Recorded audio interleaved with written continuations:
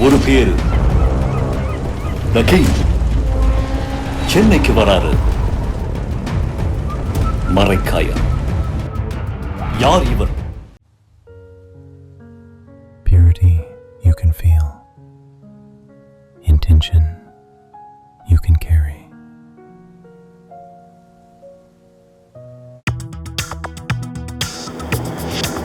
Delivering smiles all around the professional careers. Reach us to reach them. Counter பண்றதுக்கு திமுக வந்து gen Z meetup நடத்துறாங்க. அந்த politics நோக்கி போறாங்க. கை கொடுக்குமா? எதிரி எந்த ஆயுதத்தை கையில் எடுக்கிறானோ அதே ஆயுதத்தோடு தான் போரிட வேண்டும் என்று சொல்வார்கள். ஜனநாயகத்திலும் அதே தான். நீங்க பாத்தீங்கன்னா திமுகவுல பெரிய கொடுமை. 40 வருஷமா ஒரே மாவட்ட செயலாளர், 30 வருஷமா ஒரே ஆள் ஒன்றிய செயலாளர், 25 வருஷமா ஒரே ஆள் நகர செயலாளர், நகர மறுக்கிற நகர செயலாளர், நகரவே மாட்டார் அந்த இடத்த விட்டு. இப்படி கட்சியை நடத்தினா அது எப்படி புதிய இளைஞர்களுக்கு வந்து எப்படி அதை இங்க வாசல் திறக்கும்? உண்மை என்னன்னா நீங்க வந்து ரியலை விட ரீல்ஸுக்கு வந்து வீச்சு அதிகமா இருக்கு. அப்ப நம்மளும் ரீல்ஸ் போட்டு தான் ஆகணும் அப்படிங்கிற நிலைமைக்கு மற்ற கட்சிகளும் தயாராக. நீங்க அம்பாசிடர் காருங்கிற ஒரு காரு மாடலை மாத்தாததுனாலேயே அடுத்தடுத்த மாடல் வந்த காருகள்லாம் விற்பனையாகி அந்த காருடைய ப்ரொடக்ஷன் நின்று போச்சு. இப்ப திமுகங்கிறது ஒரு அம்பாசிடர் காரு மாதிரி நின்றுச்சுன்னு வச்சுக்கோங்க. அடுத்த தலைமுறையில பயணிக்க மாட்டான்ல. உண்மையாவே வந்து மூத்த தலைவர்கள் வந்து அவங்களுடைய செயல்பாடுகள் அவங்களுடைய நடந்துகிட்ட விதம் வந்து தோல்வி காரணமாயிடுச்சா? அந்த தேர்தல் தோல்விக்கு வந்து அதுதான் காரணம்னு சொல்றாங்க. ஆகாயம் நேயர்களுக்கு வணக்கம். திமுகவினுடைய ஜென்சி மீட்டப் நடக்குது. தாவேகாவை எதிர்கொள்வதற்காக திமுக இப்படி ஒரு ஸ்ட்ராட்டஜியை முன்னெடுத்திருக்கிறாங்க. அடுத்த தலைமுறைக்கு திமுகவை அவங்களுடைய கொள்கையை கொண்டு போய் சேர்க்கணும் அப்படின்ட்டு அதை பற்றி விரிவாக பேசுறதுக்காக அரசியல் ஆர்வலர் திரு ராஜகம்பீரன் அவர்கள் நம்ம கூட இருக்காங்க. வணக்கம் சார். வணக்கம். இந்த மாதிரி வாக்குப்பதிவுக்கு பிறகாக அந்த தேர்தலுக்கு முடிவுகளுக்கு பிறகாக நமக்கு தெரிஞ்சது என்னன்னா ஜென்சி மொத்தமாக வந்து இல்லை பெரிய அளவில் வந்து தாவேகா பக்கம் ஒரு ஆதரவு தெரிவிச்சிருக்காங்க அப்படின்ட்டு. கவுண்டர் பண்ணுறதுக்கு திமுக வந்து ஜென்சி மீட்டப் நடத்துகிறாங்க. அந்த பாலிடிக்ஸ் நோக்கி போகிறாங்க. கை கொடுக்குமா? எதிரி எந்த ஆயுதத்தை கையில் எடுக்கிறானோ அதே ஆயுதத்தோடு தான் போரிட வேண்டும் என்று சொல்வார்கள். ஜனநாயகத்திலும் அதே தான். இளைய தலைமுறையை சார்ந்தவர்கள் இன்றைக்கு வந்து சோசியல் மீடியாவில் வந்து ரொம்ப ஆக்டிவாக இருக்கிறவங்க. நீங்கள் ஃபேஸ்புக் என்பது 40 வயது கடந்தவர்களுக்கான இடமாக மாறிவிட்டது. அது பழைய பஸ் ஸ்டாண்ட் ஆயிடுச்சு. புது பஸ் ஸ்டாண்டு வேறு இடத்துக்கு மாற்றிட்டாங்க. திருநெல்வேலியா இது புது பஸ் ஸ்டாண்ட்? ஆமாம். இப்போ இது இன்ஸ்டாகிராமில் தான் கூட்டம் பூரா இருக்குது. சில ஊர்களெலாம் நீங்கள் போனீங்கன்னா ஏங்க அது பழைய பஸ் ஸ்டாண்டுங்க, இங்கெல்லாம் வண்டி நிற்காதுங்க, புது பஸ் ஸ்டாண்டு போங்க. புது பஸ் ஸ்டாண்ட் போகணும். அது மாதிரி தான் பஞ்சப்பூர் போனாதான் அது மாதிரி தான் மாற்றங்கள் நிகழ்ந்து கொண்டே இருக்கு. இந்த உலகத்தில் எல்லாமே மாறிக்கொண்டே இருக்கிறார். மாற்றம் ஒன்றே மானிட தத்துவம், மாறாது இருக்க நான் மரமா கல்லா என்று கண்ணதாசன் பாடினார். அதனால் மாற்றம் நிகழ்கிறது ஒவ்வொரு காலகட்டத்தில். நீங்கள் காமராஜர் காலத்தில் வந்து அவர் வீழ்த்தப்பட்ட போது, ஒரு கல்லூரி மாணவன் வீழ்த்தப்பட்ட போது, இன்னைக்கு குளத்தூரில் வந்து எப்படி ஸ்டாலின் தோற்று போனதுக்கு என்ன விதமான கண்ணீரோடு அல்லது துயரத்தோடு அதை எதிர்கொள்கிறார்களோ அப்படித்தான் அன்னைக்கு காமராஜர் தோற்ற போது எதிர்கொண்டார். எல்லா காலத்திலும் இது நிகழ்ந்து கொண்டே இருக்காது. முதலமைச்சர்கள் தோற்பது என்பதெல்லாம் முதல் முறை அல்ல. பருகூரில் ஜெயலலிதா தோற்றுருக்காங்களே, அது மாதிரி பல ஆட்சிகளில் வந்து நடந்திருக்கு. அண்ணா தேர்தல் அரசியலிலே தோற்றிருக்காங்க. தேர்தல் அரசியலிலே தோற்காதவர்கள் 2 பேர், கலைஞர் கருணாநிதி, எம்ஜிஆர் 2 பேருமே தோற்கணும். தேர்தலில் நின்றுலாம் அவங்க தோற்றதே கிடையாது. அது எல்லாருக்கும் எல்லாம் வாய்க்காது. அதனால் இதை வந்து எப்படி கடந்து செல்வது அப்படிங்கிற இடத்துல நீங்கள் பார்த்தீங்கன்னா திமுகவில் பெரிய கொடுமை. 40 வருஷமாக ஒரே மாவட்ட செயலாளர், 30 வருஷமாக ஒரே ஆள் ஒன்றிய செயலாளர், 25 வருஷமாக ஒரே ஆள் நகர செயலாளர், நகர மறுக்கிற நகர செயலாளர், நகரவே மாட்டார் அந்த இடத்த விட்டு. இப்படி கட்சியை நடத்தினா அது எப்படி புதிய இளைஞர்களுக்கு வந்து எப்படி அதை இங்கே வாசல் திறக்கும்? இங்கே எல்லா கட்சியிலையுமே தலைமுறை மாற்றம் நிகழ்துல. எல்லா காலத்துலேயும் நான் தான் இருக்கணும்னு சொல்ல முடியாது. அரசியல் என்பது எதற்காக உருவாக்கப்பட்டுச்சு? அதிகாரம் வந்து சுழற்சி முறையிலே மாற்றப்பட வேண்டும். அப்போ அதுதான் நியாயமானது. ராட்டினத்தில் வந்து கீழே இருக்கிறவன் மேலே போகிறேன், மேலே இருக்கிறவங்க கீழே போகிறேன், சுற்றிக்கிட்டே இருக்காங்கல்ல. அது மாதிரி அதிகார சுழற்சி வேணும். நீங்கள் அதிகார சுழற்சி இல்லாமல் அதிகாரம் ஓரிடத்திலே தங்கிவிட்டால் என்ன நடக்கும் என்பதுதான் இந்த தேர்தலுடைய வீழ்ச்சியாக நான் பார்க்குறேன். ஆனால் இவ்வளோ நாளாக வந்து நல்லா வேலை செஞ்சுட்டு இருந்தவங்க, கட்சி ஜெயிக்க வச்சவங்க, அந்த ஃபார்முலா ஒரு சக்ஸஸ் ஃபார்முலாவை தானே பார்த்தாங்க அந்த முதியவர். அதாவதுங்க இப்போ வந்து நலத்திட்டங்கள் வந்து பல முறை தேர்தலில் வெற்றி பெறுவதற்கு காரணமாக இருந்திருக்கு. நீங்கள் வந்து ஜெயலலிதாவுடைய ஆட்சி காலத்தில் அம்மா வந்து மிக்சி கிரைண்டர் கொடுத்தாங்க, சைக்கிள் கொடுத்தாங்க, லேப்டாப் கொடுத்தாங்க, அது வெற்றி பெற்றுச்சு. எம்ஜிஆருடைய சத்துணவு திட்டத்தினாலேயே அதிமுக நிலை பெற்றது. அது மாதிரி ஒவ்வொரு காலகட்டத்திலையும் ஒன்று இருக்குது. நீங்கள் காலை உணவு திட்டம் அதற்கு முந்தைய முதலமைச்சர்களாலேயோ அல்லது அரசாங்கங்களோ கொண்டு வரப்படலாம். ஜெயலலிதா கவர்மெண்ட்டில் தான் அம்மா உணவகம் வந்தது. அப்போ எல்லா காலத்திலையுமே மக்கள் நல திட்டங்கள்னு ஒன்று இருக்குது. மாற்றவே முடியாதது மக்கள் நலத்திட்டம். கிளாம்பாக்கத்தை வந்து எடப்பாடி காலத்தில் வந்து உருவாக்குனாங்கன்னா திமுக காலத்தில் திறந்து வைக்கிறாங்க. நிறைவு பணி வந்து பணி நிறைவு செய்கிறது அவங்க செய்கிறாங்க. அப்போது ஒரு அரசு கொண்டு வருகிற திட்டம் என்பது, இப்போ நீங்கள் பஞ்சப்பூரில் பெரிய பேருந்து நிலையத்தை திருச்சியில் உருவாக்குனாங்க. அதில் என்ன கேஎன் நேருவா டெய்லி பஸ்ஸில் ஏறி போக போகிறாரு? திருச்சிக்காரங்க தானே போக போகிறாங்க. அப்போ ஒரு ஆட்சி கொண்டு வரக்கூடிய நலத்திட்டத்தை அடுத்த ஆட்சி பராமரிக்கணும், பாதகமாக கருதக்கூடாது. ஏன்னா இது மக்கள் சம்பந்தப்பட்டது, அந்த மக்கள் நலன் சார்ந்தது. இல்லை சார், அந்த மாதிரியான நிறைய திட்டங்களை கொண்டு வந்தவங்க தான் இவங்க. பட் திடீர்னு வந்து இந்த பழைய தலைவர்களை இல்லை கொஞ்சம் வயது மூத்த தலைவர்களை திமுக அகற்றுனா தான் அடுத்த சக்ஸஸ்ஃபுல்லாகவே போக முடியுன்ற சோஷியல் மீடியா கருத்து எப்படி பார்க்குறீங்க? இல்லை, அதாவது எப்படின்னா, மூத்தவர்கள் இடத்துல அனுபவம் இருக்கும், செயல்பாடு குறையும். இளைஞர்கள் இடத்துல ரொம்ப ஆக்டிவ் பாலிட்டிக்ஸ் இருக்கும். ஆனால் அவர்களால் வந்து அறிவார்ந்து ஒரு பிரச்சனையை வந்து எதிர்கொள்ள முடியுமா? எப்போவுமே வந்து இளமைக்கும் முதுமைக்கும் நடுவில் ஒரு பாலம் கட்ட வேண்டிய கட்டாயம் எப்பவுமே இருக்கு. ஆனால் அந்த வேகத்தை தானே சார் இன்னைக்கு இருக்கிறவங்க ரசிக்கிறாங்க. இன்னைக்கு இருக்கக்கூடிய அமைச்சர்கள் வந்து எப்படி அணுகிறாங்கன்ற தாண்டி வேகமாக இருக்கிறாங்க, பத்திரிகையை சந்திக்கிறாங்க, போகிறாங்க வராங்கன்றதானே அதிகமாக பார்க்குறாங்க எல்லாரும். இல்லை, அதாவது எப்படின்னா, இது வந்து ரியல் ஆட்சியா ரீல்ஸ் ஆட்சியான்லாம் சில பேர் விமர்சனம் செஞ்சாங்க. எதிர்கட்சி தலைவர் கூட விமர்சனம் செய்கிறார். உண்மை என்னென்னா, நீங்கள் வந்து ரியலை விட ரீல்ஸுக்கு வந்து வீச்சு அதிகமாக இருக்குது, கவனங்கள் அதிகமாக இருக்குது. அப்போ நம்மளும் ரீல்ஸ் போட்டு தான் ஆகணும் அப்படிங்கிற நிலைமைக்கு மற்ற கட்சிகளும் தயாராகும். இப்போ நீங்கள் இது வரைக்கும் அரசியல் கட்சிகள் என்ன முறையை பின்பற்றினாங்க? பொதுக்கூட்டம் போடுவாங்க, பேரணி நடத்துவாங்க, ஆர்ப்பாட்டம் நடத்துவாங்க, போராட்டம் நடத்துவாங்க, மாநாடுகள் நடத்துவாங்க. இதுதான் கட்சி வளர்ச்சி பணின்னு நினச்சிக்கிட்டு இருந்தோம். இப்போ பொதுக்கூட்டம் போடுறாங்கன்னு வச்சுங்க, ஆள் வரமாட்டேங்கிறான், பேச்சு கேட்குறாங்க.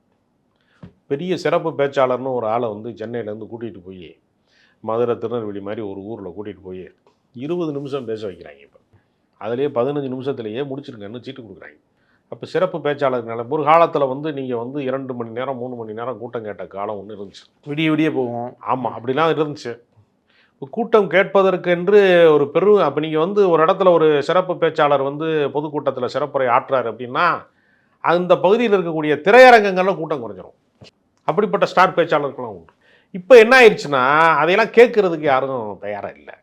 கேட்குறாங்க, அந்த இடத்துல கேட்க தயாராக இல்லை. அதனால் அந்த இடத்த வந்து சோசியல் மீடியா கைப்பற்றிருச்சு, யூடியூப் கைப்பற்றிருச்சு. இப்போ வந்து பொதுக்கூட்ட மேடை என்பது யூடியூப் தான். அதுலேயும் ஃபுல்லாக கேட்குறதுக்கு 20 நிமிஷம் கேட்குறதுக்கு அவனுக்கு பொறுமை இல்லாமல் வந்து ரீல்ஸ் கேட்குறான். இன்ஸ்டாகிராமில் வந்து கொஞ்ச நேரம் செகண்ட்ஸ் கணக்கில் பார்க்குறான்.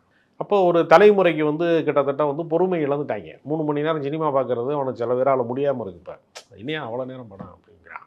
போக்குவரத்து நேரம்லாம் சேர்த்து வந்து பார்த்தா 4-5 மணி நேரம் வேஸ்ட் ஆகுதியா? அது ஓடிடியில் பார்த்துட்டு போகிறேன், நினச்சப்போ நான் நிப்பாட்டிக்கிடுவேன், ஃபோன் வந்துச்சுன்னா பேசுவேன். சினிமா தேட்டரில் நிப்பாட்ட முடியுமா ஸ்க்ரீனை? அது தேட்டர் எக்ஸ்பீரியன்ஸ் வேறு. அப்போ காலந்தோறும் வந்து மாற்றம் நிகழ்ந்து கொண்டே இருக்கிறது. அந்த மாற்றத்தை அரசியல் கட்சிகளும் அப்டேட் பண்ண வேண்டிய காலகட்டத்தில் இருக்கும். அதனால் ஜென்சி தலைமுறையோடு உரையாட தவறிய அந்த தருணத்தை, அந்த தவற விட்ட வாய்ப்பை திமுக சரி செய்கிறது அப்படிங்கிறது ஆரோக்கியமான விஷயம். அதனால் இப்போ அதிமுகலாம் உட்கட்சி பஞ்சாயத்திலே இருக்குது. அவங்க எப்போ ஜென்சியோட உரையாட போகிறாங்கன்னு தெரியல. எல்லா கட்சிக்கும் இது பொதுவானதாக. இப்போ நீங்கள் கம்யூனிசம், மார்க்சியம், பெரியாரியம் இதெல்லாம் வந்து ஒரு மகத்தான கொள்கை. மனிதனை மனிதனாக நடத்த வேண்டும், சமமாக நடத்த வேண்டும். ஒருத்தன்ட்டையே எல்லா பணமும் அதிகாரமும் சொத்தும் சேரக்கூடாது. அது எல்லாருக்குமானதாக மாற்றப்படும். இந்த கம்யூனிசம். ஆனால் கம்யூனிசம் ஏன் வந்து இன்றைய இளைஞர்களை ஈர்க்கவில்லை? அவனை ஈர்க்கும்படியான இடத்துல போய் சொல்லலை. அதை வந்து ஒரு உயர்ந்த தத்துவம், அது வந்து மற்றவர்களால் புரிந்து கொள்வது கடினம் அப்படிங்கிற மாதிரியான அந்த லெவல்லையே தத்துவார்த்தமாகவே பேசுகிறாங்க. அது யதார்த்தத்துக்குள்ளே கொண்டு வந்து சேர்க்க தவறிட்டாங்க. அது சேர்த்திருந்தா என்ன ஆகும்? அந்த நாடு முழுக்க வந்து அந்த கருத்துக்களால் ஈர்க்கப்பட்டிருக்கும்.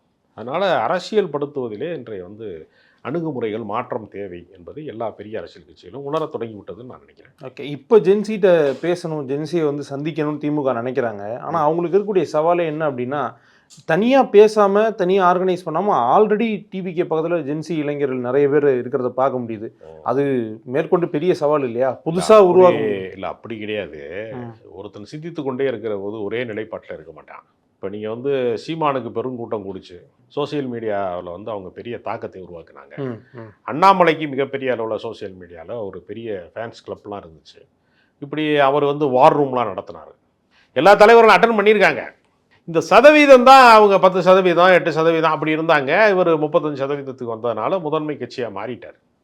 அதனால் தாவேகாவிற்கு மட்டும்தான் வந்து ஜென்சி தலைமுறையோ அல்லது இளம் தலைமுறையோ அவர்களுடைய செய்திகளை கேட்கிறார்கள், அவர்கள் அரசியலை பார்க்கிறார்கள்னு நான் ஒப்புக்கொள்ளலை. அவங்க கூடுதலாக பார்க்குறாங்கன்னு வச்சுக்கோங்க. திமுகவும் மிகப்பெரிய அரசியல் கட்சி, அதனால் பலன் அடைந்தவர்கள் அந்த தலைமுறை அப்படின்னு ஒன்று இருக்குது. அப்போ அவங்களுக்கு அதை கொண்டு போய் சேர்ப்பதில் இது வடிவத்தை மாத்திரம் தானே. இப்போ நம்ம பிரிண்ட் மீடியாவில் வந்து நேற்றே எல்லா ஃப்ளாஷ் நியூஸும் வந்துருச்சு. இப்போ நம்ம நைட்டு போய் அதை பிரிண்ட் மீடியாவில் அடித்து மரணம் விற்கிறான். பழைய செய்தி மாதிரி இருக்குது படிக்கும்போது, 2 நாள் கழித்து பார்க்குற மாதிரியே இருக்குது.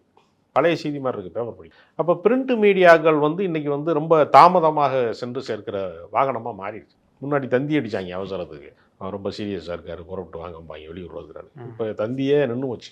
அப்போ நீங்கள் வந்து அதாவது பல பேருடைய இதய துடிப்பு நிற்பதற்கு முன்பு தந்தி அடிப்பான். இப்போ தந்தியின் இதய துடிப்பை நின்று விட்டது. காலந்தோறும் வந்து மாற்றங்கள் நிகழ்கிறது. இன்றைக்கி ஒரு எஸ்எம்எஸ், ஒரு வாட்ஸ்அப்பு, ஒரு ஃபோன் காலில் உலகத்தையே இன்றைக்கு ரீச் பண்ண முடியுது. இந்த மாற்றத்தை உள்வாங்கிக் கொள்ள வேண்டிய அவசியம் எல்லா அரசியல் கட்சிகளுக்கு இருக்குது. சார், இந்த ஜென்சி அரசியல், இந்த இளம் தலைமுறை அரசியல்லாம் பேசும்போது அதிகமாக சோஷியல் மீடியாவில் நம்ம பார்க்குறது என்ன அப்படின்னா, ஏன் திமுகவினுடைய திரு பரந்தாமன் அவர்களே சொல்லும் போது என்னென்னா, ஸ்டாலின் அவர்களுடைய தோல்விக்கு சேகர் பாபு அவர்கள் தான் பொறுப்பேற்கணும்னு ஒரு ட்வீட்டே போட்டார். இப்போ ரிசல்ட் வந்த டைமில் இப்போ மூத்த தலைவர்கள் ஒரு பட்டியலே போடுறாங்க, இவங்கெல்லாம் தான் வந்து காரணம், இவங்க பேசுறது இல்லை இவங்களுடைய செயல்பாடுகள், இவங்க நடந்துக்கிட்ட விதம் தான் இன்னைக்கு காரணம் அப்படின்றாங்க. அவங்க மினிஸ்ட்ரியில் எப்போ யார் இருக்காங்க ஒப்பிட்டு பேசுகிறாங்க. உண்மையாகவே வந்து மூத்த தலைவர்கள் வந்து அவங்களுடைய செயல்பாடுகள், அவங்களுடைய நடந்துக்கிட்ட விதம் வந்து தோல்வி காரணமாயிடுச்சா? அது மூத்த தலைவர்கள் மேலே வந்து பழி போடுவதன் மூலமாக அந்த தேர்தல் தோல்விக்கு வந்து அதுதான் காரணம்னு சொல்கிறாங்கல்ல. அவங்களுடைய அறிக்கைகள் காரணமாக, நடவடிக்கை காரணமாக, அவங்க வந்து பேட்டி கொடுத்தது காரணமாக அப்படிலாம் பேசுகிறோம்ல. இது எல்லாத்தையும் விட முக்கியமான காரணம் என்னன்னா, ஒரு தலைமுறை இடைவெளியில் அவங்க பேசுகிற மொழி வந்து இவர்கள் எப்படி புரிந்து கொண்டாருன்னு ஒரு கேள்வி இருக்குல்ல. இப்போ நீங்கள் உதாரணத்துக்கு நீலமா, நீ நீலமா, நீயே நான் ப்ரெஸ்ஸுக்கு தான் பேசுவேன் அப்படின்னு ஒரு சேகர் பாபு வீடியோ ஒன்று இருக்கும். அடுத்து வந்து நீலம் வந்து ஆகாயம் முழுக்க, இது வானம் முழுக்க நீளம் தான் இருக்கு, நீங்கள் இல்லாமல் எதுவுமே இல்லைன்னு ஒரு வீடியோ இருக்கு. நீலம் பண்பாட்டு மையத்தை 2 முரண்பட்ட கருத்து இருக்கு. அப்போ ஏதோ ஒரு டென்ஷனில் அவர் அப்படி பேசுகிறாரு, இன்னொரு டயத்தில் வந்து அரவணைத்து பேசுகிறாரு, ஒரு இடத்துல ஆவேசமாக தூக்கி எறிஞ்சு பேசுகிறாரு. இன்னும் 2 வீடியோ இருக்குல்ல. இப்போ இது மட்டும்தான் காரணமானு கேட்டால் அது கிடையாது. நான் என்னுடைய பொறுத்தவரையில் அடித்தட்டு மக்கள் முதல் தலைமுறையாக ஒருத்தன் 18 வயசில் ஓட்டு போட வர்றவன் திமுகவை என்னவா புரிஞ்சு வச்சிருக்கான், அதிமுகவை என்னவா புரிஞ்சு வச்சிருக்கிறான், தாவேகாவை என்னவா புரிஞ்சு வச்சிருக்கிறான், பாஜகவை எப்படி புரிஞ்சு வச்சிருக்கிறான், அவனோட மன ஓட்டம் என்னவாக இருக்கு. இப்போ அரசியல் அறிந்தவர்களுக்கு மட்டும்தான் ஓட்டுன்னு சொல்ல முடியுமா? அரசியல்லாம் என்னன்னு தெரியாதவனுக்கு ஓட்டு இருக்குல்ல. அரசியல் படுத்தப்பட்ட இப்போ கம்யூனிஸ்ட் கட்சி இருக்கு, ஒரு 1 லட்சம் இளைஞர்கள் திரண்டு வர்றாங்க. கம்யூனிஸ்ட் கட்சியில் சேர்ப்பாங்கன்னு நினைக்கிறீங்களா? 1 லட்சம் பேரையும் அதில் செலக்ட் பண்ணி ஒரு 4-5 பேரை தான் சேர்ப்பாங்க. ஏன்? அவர்களை பொறுத்தவரையில் இப்போ கும்பல் மனோபாவத்தை அவர்கள் வந்து ஆதரிக்கலாம். ஆக்டிவிஸ்ட் செயல்பாட்டாளர்கள் பிரச்சனையில யார் போராட்ட காலத்தில் நிற்பான் அவனைத்தான் நம்ம செலக்ட் பண்ணணும் அவங்க நினைக்கிறாங்க. ஆனால் என்ன நிலைமைன்னா, 1 லட்சம் பேருக்கு ஓட்டு இருக்கு, 5 பேரை நீ செலக்ட் பண்ணலாம், 5 பேரை நீ தலைவர்களாக வேணா எடுத்துக்கலாம். ஆனால் 1 லட்சம் பேருக்கு வந்து ஓட்டு இருக்கு. இப்போ ஜல்லிக்கட்டு போராட்டத்தில் தன்னெழுச்சியாக இளைஞர்கள் வந்து குவிஞ்சிட்டான். எங்கேருந்து வந்தான் அப்படிங்கிறத நம்ம யோசிச்சோம்ல.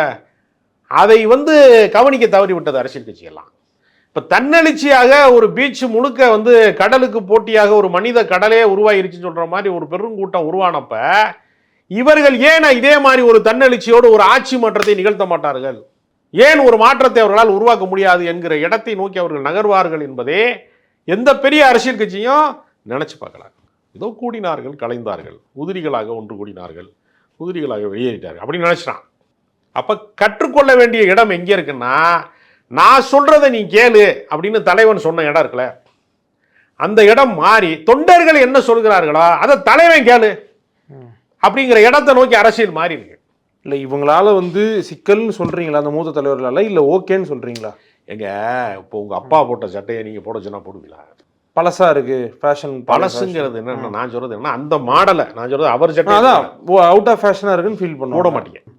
அப்போ உடையில மாற்றம் வருது. நீங்கள் அம்பாசிடர் காருங்கிற ஒரு காரு மாடலை மாற்றாததுனாலேயே அடுத்தடுத்த மாடல் வந்த காருகள்லாம் விற்பனையாகி அந்த காருடைய ப்ரொடக்ஷன் நின்று போச்சு. இப்போ திமுகங்கிறது ஒரு அம்பாசிடர் காரு மாதிரி நின்றுச்சுன்னு வச்சுக்கோங்க, அடுத்த தலைமுறையில் பயணிக்க மாட்டான்ல. மாடலை மாற்ற மாட்டோம்னா அவன் பயணிக்க மாட்டான். கடைசி வரைக்கும் வேணுமா வேணாமான்னு சொல்லவே மாட்டீங்களே. எதை? இந்த தலைவர்களால சிக்கல் இருக்கா இல்லையான்னு சொல்லவே மாட்டீங்களே. ஏங்க தலைவர்கள்னா அவங்களோட வயது வேறங்க. அவங்க அரசியலை புரிந்து கொண்டப்ப நான் என்ன கேட்குறேன்னா, அண்ணாவை தலைவராக பார்த்து ஒருத்தர் அரசியலுக்கு வந்திருப்பாரு, கலைஞரை பார்த்து ஒருத்தர் அரசியலுக்கு வந்திருப்பாரு, ஜெயலலிதா பார்த்து ஒருத்தர் அரசியலுக்கு வந்திருப்பாரு, எம்ஜிஆரை பார்த்து ஒருத்தர். அவர் அரசியலை புரிந்து கொண்ட விதத்துக்கும் இன்னைக்கு எந்த தலைமுறையில் இருக்கிற அரசியலை புரிந்து கொண்ட விதத்துக்கு வேறுபாடு இருக்கு நான் சொல்ல வரேன். யார் உன்னோட ரோல் மாடலு? யாரை பார்த்து நீ அரசியலுக்கு வந்த அப்படி ஒரு கேள்வி இருக்குல்ல. இப்ப திமுக திருச்சி வெளிச்சாமி திட்டிட்டு இருக்காருல்ல, அவர் காமராஜரை பார்த்து காங்கிரஸுக்கு வந்தவர். அவர் அந்த மனநிலையில இருந்து திட்டிட்டு இருக்காரு. காங்கிரஸை அன்னைக்கு காமராஜர் என்ன விமர்சிச்சாரா அந்த மைண்ட் செட்ல அவர் இன்னும் இருக்கிறாரு. அப்ப 70 வயது கடந்தவர்கள் மனநிலையில எங்கிருந்து அவர்கள் அரசியலை புரிந்து கொள்கிறார்கள்? இந்த தலைமுறையில் இருக்கிறவன் எங்கிருந்து அரசியலை புரிந்து கொள்கிறார்? வேறுபாடு இருக்கு. அதனால இப்ப நான் குற்றச்சாட்டு சொல்றதுன்னா, ஒரு 10 பேரை கார்னர் பண்ணி நீங்க தம்ப்லைன் வச்சு இவங்கெல்லாம் காரணம்னு சொன்னா அது உண்மையா இருக்குமான்னு ஒரு கேள்வி இருக்குல்ல. தலைமுறை இடைவெளி விழுந்து விட்டதுங்க. அதை சரி செய்வதற்கு என்ன வழி? எங்க அப்பா தப்பான ஆளு அப்படின்னு சொல்றது மூலமாக நான் என்ன அடைய போறேன்னு ஒரு கேள்வி இருக்குல்ல. அவருக்கு புரியாத ஒண்ணு. அவர் மாச சம்பளம் வாங்கிட்டு இருந்தாரு, அவர் ஒரு அரசு பணியில் இருந்தாரு எங்க அப்பா. அப்படிங்கிறப்ப அவர் சம்பளம் அதிகபட்ச சம்பளம் வாங்கினதை கடைசி ரிட்டையர்ட் ஆகும்போது வாங்கின சம்பளத்தை அவன் மகன் ஐடி கம்பெனியில் போய் முதல் மாச சம்பளமா வாங்குறான்ல. அவர் எங்கேருந்து ஸ்டார்ட் ஆனார்? அவர் 15,000 ஸ்டார்ட் ஆகி அவர் முடிக்கும் போது 50,000 முடிச்சாரு அல்லது 1,00,000 முடிச்சாருன்னா அவன் 1,00,000 ரூபாய் முதல் மாத சம்பளம் வாங்குறவனா இருக்கான். அப்போ தலைமுறை மாற்றம் நிகழ்கிற போது தத்துவங்களும் தன்னுடைய இதை மாற்றிக்கொள்ளணும். நீங்கள் பழைய மருந்தையே நீங்கள் கொடுத்துக்கிட்டு இருக்க முடியாது. கேப்சூல் மாற்ற வேண்டியிருக்கு, வடிவங்கள் மாற வேண்டியிருக்கு. இந்த வடிவங்கள் மாறுவது என்பதை ஒரு கட்சி கேட்ச் பண்ணிருச்சு. தாவேகா திமுக மிஸ் பண்ணிருச்சு, அதிமுக மிஸ் பண்ணிருச்சு. அப்படித்தான் நான் பார்ப்பனே தவிர தனிநபர் மீதான குற்றச்சாட்டின் வழியாக ஒரு கட்சிக்கு அப்ப அவங்க ஜெயிக்க வச்ச காலம்னு ஒண்ணு இருக்குல்ல. இப்ப சேகர் பாபு மேல பரந்தாமை குற்றச்சாட்டு சொல்றாருல, அதே சேகர் பாபுனால தேர்தல் வெற்றி பெற்றிருக்குல்ல கடந்த முறை. இப்ப நீங்க ஓடிபின்னு ஒண்ணு வரும், 10 நிமிஷத்துக்கு தான் அந்த பாஸ்வேர்டு சொல்லும், அடுத்த நிமிஷம் செல்லாது, அல்லது 5 நிமிஷத்துல அது செல்லாதுன்னு வச்சுக்கோங்க. இப்ப பழைய ஃபார்முலாங்கிறது ஒரு ஓடிபி மாதிரி முடிஞ்சு வச்சு. அதுதான் கேட்கிறேன். அவங்க தான் ஜெயிக்க வச்சாங்க. ஒரு அடுத்த ஓடிபி ரீசெண்ட் பண்ணுகிறான், அடுத்த ஓடிபி ரீசெண்ட் பண்ணுகிறான். அது மாதிரி தான் நான் சொல்றேன். ஒரு தலைமுறையின் அரசியல் பார்வை என்பது அவர்கள் அரசியலை எப்படி பார்த்தாங்க, எப்படி செயல்பட்டாங்கிறது ஒரு முடிஞ்சிச்சு. வேறொரு பார்வை தேவைப்படுகிறது. புதுத்தம் பாய்ச்சணும். இன்னும் நான் பழைய ஆளை வச்சு தான் வண்டியை ஓட்டுவேன்னா வண்டி ஓடாதுங்கிறத விஷயம். திமுகவிற்கு ஒரு மாற்றம் தேவை. இளம் பாயணும், புதிய இளைஞர்களுக்கு வாய்ப்பளிக்கப்படும். நீங்கள் திமுகவில் ஒரு 80 இளைஞர்களை இறக்குமதி பண்ணுங்க, எல்லாரையும் நிப்பாட்டுங்க தேர்தலில். 25 வயசு 30 வயசு 35 வயசுக்காரனை பூரா நீங்கள் தேர்தலில் நிப்பாட்டுங்க. புதிய இளைஞர்களுக்கு வாய்ப்பளிக்குதுன்னா அதுவும் தாவேகா மாதிரியான ஒரு இளைஞர் கட்சியாக மாற்றப்படும். அங்கேயும் இளைஞரணி இருக்குது. அது செயல்பாட்டுக்கு வர வேண்டும் என்பதுதான் நம்முடைய கருத்து. உங்களுடைய நேரத்துக்கும் கருத்துக்களுக்கும் நன்றி சார். ஒரு பேரு The King சென்னைக்கு வராரு. மரைக்காயர். யார் இவர்?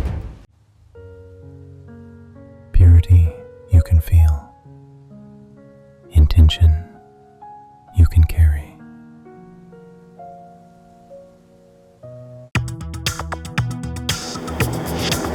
Delivering smiles all around the professional careers. Reach us to reach them.